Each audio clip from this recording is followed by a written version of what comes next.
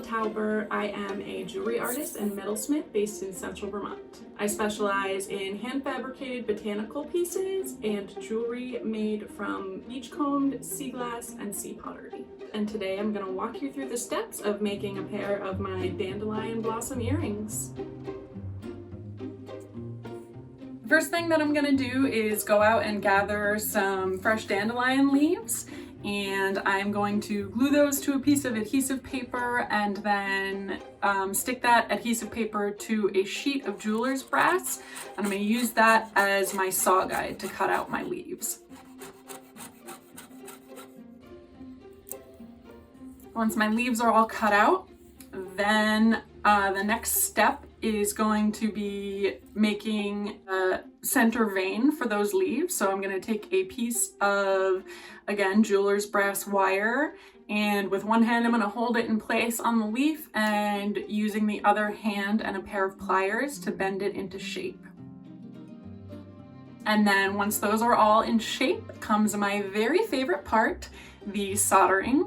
It is metal smithing glue. It's what brings everything together. And I use a little Smith oxyacetylene torch for all of my work. It's my favorite tool. The next step is going to be sawing out the layers of petals for the flower blossoms. Each blossom is constructed of a stack of 5 discs, and each disc is divided into 24 individual petals. So first I'm going to cut each petal out individually. I am using a Green Lion saw frame, an excellent jeweler's saw.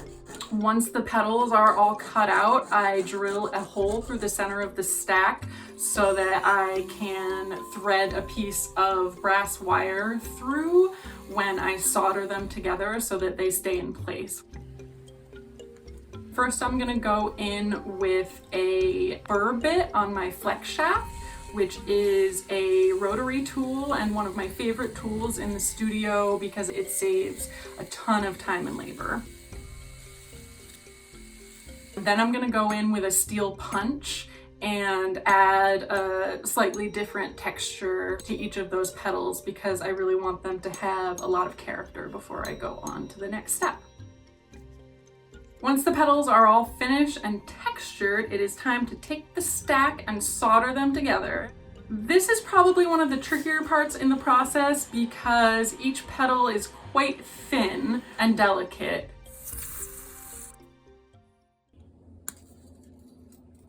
The next step is creating those quintessential little floret bundles at the center of a dandelion, which I created by cutting many little lengths of brass wire and bundling them together. The other part of the center is the curled stigma pieces, and for those I am taking small pieces of 20 gauge brass wire and sawing them down the center, and then carefully bending those two halves into little curly cues with a pair of round nose pliers. It is quite difficult to saw a piece of 0.8 millimeter wire perfectly down the center, and so I ended up probably ruining as many of these as I successfully made. The center bundle, as I said, has been filed flat and will be soldered right to the base, but the curled stigmas are going to be individually attached by drilling a hole for each of them into the base and inserting them into the blossom before soldering. Once the blossoms are all put together, the one last bit of soldering that I have to do is soldering 2 of those dandelion leaves together to create the hoop of the earrings. So I'm going to solder them together and then hammer them into shape and add jump rings to the blossoms and to the leaf hoops so that I can attach them all together. The very last part of the fabrication process is going to be lots of polishing and cleaning and patinating the pieces. And then everything is connected together, and that is the completed dandelion hoop earring.